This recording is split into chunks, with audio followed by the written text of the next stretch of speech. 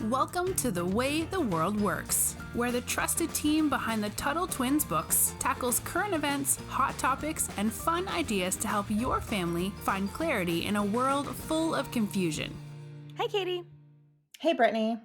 So I don't have kids, but I have a big family and I have a lot of friends with kids, and I hear from families a lot about how it's sometimes hard for them to find shows and movies to watch together as a family, or even to let their kids watch on their own without them being in the room, because it's a weird world out there, right? Like there's a lot of things we don't want our kids consuming. And as parents, I think there's definitely a real reason to be concerned about that. So I was thinking about this, and I was thinking about my own childhood and the kind of TV and movies that were around then. And it made me think about this issue a lot. And I wanted to talk a little bit today about not only like what has changed over the years, but what are the options for families out there? What are some things you can watch with your kids or let your kids watch alone? Or is there anything? So just to jump into it, what made me think of this is I was thinking about one of my favorite shows from the 80s and 90s, and it was called Full House. And I loved it. Like I would wait. It was on Tuesday nights. It used to be Fridays and Mhm. Tuesdays, and I like that was my whole reason for living until I was 9 years old. And it was just a really cheesy, family-friendly show. The jokes were, so bad looking back at it, but it was this show that always made you feel good at the end, and it was appropriate, and it was always some, good moral lesson, and it was something that my parents could walk in the other room and not worry what we were being exposed to. And I was like, I don't know that there's anything like that that exists anymore. Because even cartoons and things like that, I feel have gotten a little bit different. And I think sometimes it's because they cater some of them towards the parents watching, because like Mhm. and I know this being around kids a lot, that sometimes you get sick of the movies. You get sick of watching the same movie over and over again. They do want to entertain parents.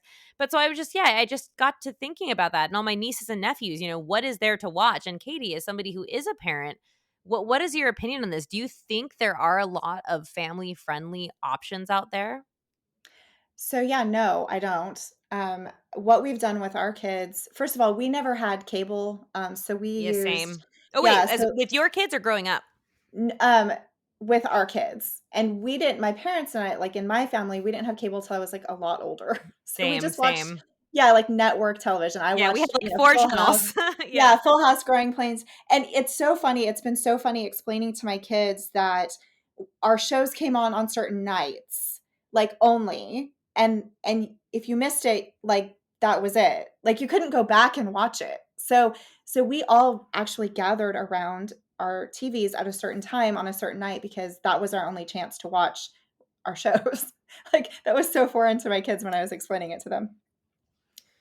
Yeah, it's Um, it's oh, go on. Yeah, please. yeah. Anyway, so um, we did start with our kids as they started kind of watching TV or wanting to watch TV. Luckily, I guess we were already kind of in an era where streaming had started. And so we had the options to introduce our kids to a lot of the things that we liked. So our kids kind of started watching the shows that we had watched. And so that's been really helpful being able to have kind of those, I guess they're like vintage shows now. But it was stuff that we watched and that they can watch. So I think it's safe if you can find stuff from back then to watch with your kids.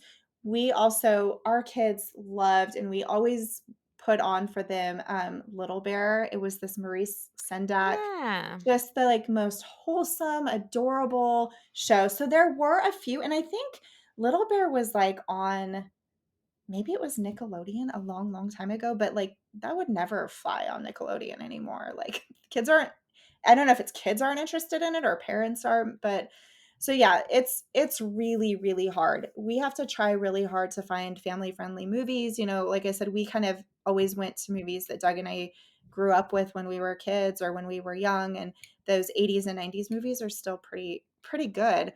But it's really hard to find anything. I mean, you have to sit with your kids. I remember, when we first started homeschooling our kids, we were using IXL. It's a company that does like a math curriculum.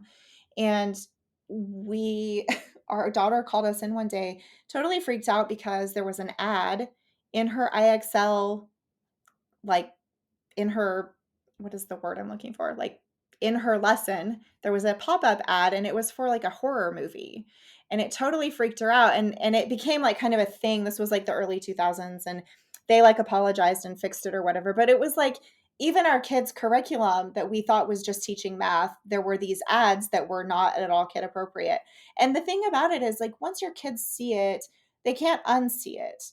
And so, not every parent views the same things as being appropriate for their kids. Like we all have our own, we have our religious beliefs, we have our, our family cultural beliefs and stuff. And so there isn't going to be like one thing that every family says, oh yeah, this is perfect for everyone.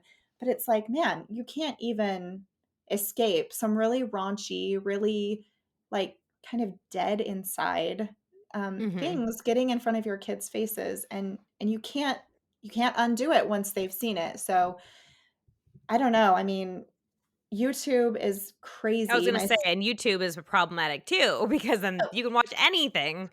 Yeah, and I feel like I've seen it happen in like some of the shows that my son has liked or YouTubers that he's wanted to watch. I'm always like, because he's 14, and so I always want to watch them first or watch them also.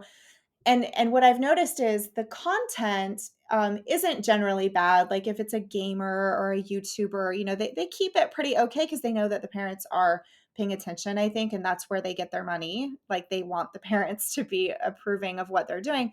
But the ads or the suggested videos, it's like it's hard not to feel conspiratorial. It's hard not to think whoever's running this, whoever's in charge of either setting the ads or maybe it's YouTube's algorithm, like they are exposing kids to a little bit worse, a little bit more, a little bit harder of everything that they're like. It's like they're approved to watch something that the ads and the suggested videos are definitely pushing the line. And I mean, That's interesting.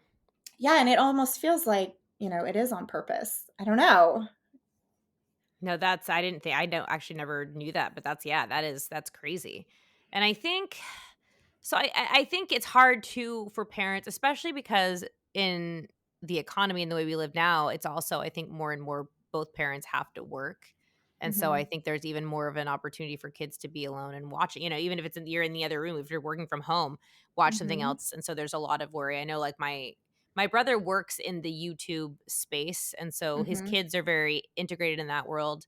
And for a lot of times, I know like feels pretty good about like having them watch certain like Mr. Beast YouTube videos because I know Mhm. but I don't even know if I don't know enough. Like if they're all family, it's just family friendly. Like it would be so confusing for me as a parent to know when to trust that. And when Katie and I are preparing for this episode, we're thinking like, oh, what should we offer for suggestions? And we both were like, we don't know that there are any, which I actually thought was even more interesting because we talk about market solutions all the time. And so I think that leaves that open for like look at all the space in the market for someone, maybe one of our listeners now, to come along and invent something or create something that gives families more options for content. And I know my family loves VidAngel, which is Mhm. software that edits things out, or it doesn't. I don't think for legal reasons. I actually think they can't say edit because there was a Yeah, big we lawsuit did about this. not just say that We did VidAngel not just edits say it. edit, but it's I don't. And I'll be honest, I'm not entirely sure how it works. I know my parents absolutely love it, but you I can think like filter is the word that they you use, like, it filter, yes, filters. filter, and you like buy you filter out things you don't want to see, and And so like that's where my it's parents love that. yeah, and that's VidAngel's so cool because like I was just saying that every family kind of has their different things. Like some people just want no like, explicit content and some people want no language or explicit content. Like there's all these different things that parents feel comfortable with their kids being exposed to and that they don't. And so the cool thing about VidAngel is that you can really kind of set your preferences to what it filters. And that's I mean super customizable and a super cool solution. Um, One of the things that I've encountered with my kids in with VidAngel is that I don't know, it's like yeah, you can watch this movie that's maybe, rated R and it has all this like really bad stuff in it. And sure you can filter it, but then like I don't know, then you've still seen that movie. And then like when Mhm. you're talking to other people, then they'll be like, oh yeah, I saw that movie. And their friend who watched the non-VidAngel version of it was like, oh yeah, what about this part? And what about that part? And you're like, like we purposely didn't We let skipped that that part, that we skipped that part. part. So even still, I mean, it is a good solution, but then it's like as your kids get older and they see those versions, it reminds me a little bit of my husband plays the guitar, and he always sang like all of our like 90s songs to our kids. He'd like come up and sing to them while they were getting ready for bed, and we'd do these big family sing-alongs. And he'd be like singing Nirvana and Pearl Jam and all these like 90s bands. And our kids grew up on those songs, but he would like edit out parts of them and make them like kid appropriate. And then our kids So grew funny. up. Yeah, our Like kids grew up. saying the wrong words. Yeah, and now they're like, I just heard the real version of that song, and Dad, you should not know that song. That is so funny.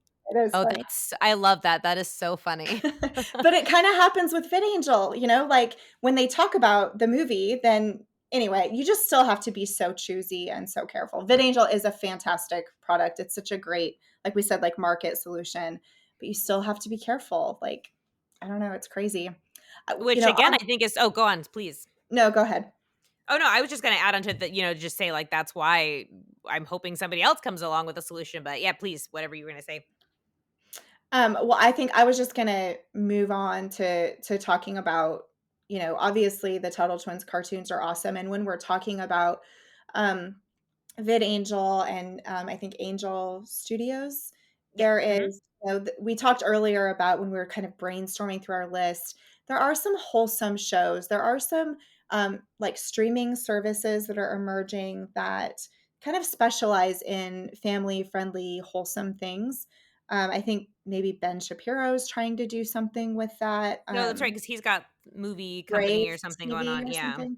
Yeah, and so I think, and obviously we have the Tuttle Twins cartoons, and that's becoming, very successful, very mainstream. I run into people in rural Kansas, and when they find out that I do work with the Tuttle Twins, they're like, "Oh my gosh, I love your cartoon." I'm like, "Really? That's awesome." Like you just organically found it. That's such a cool thing to see how it's, spreading and becoming so successful like that. So there are things and there are places we had talked about, the Chosen for religious families. That's very family friendly. So there are a lot of kind of specialized to be family friendly products that are emerging. And obviously there's room for more.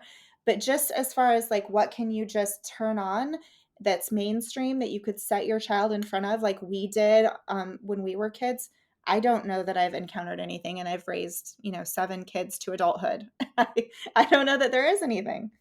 Yeah, no, and it does make me kind of long for the good old days. And that's probably why I am constantly watching old shows from my upbringing. Even before my upbringing, I Love Lucy, which was before my Hmm. parents were born. Like I love these old shows. So that's another option.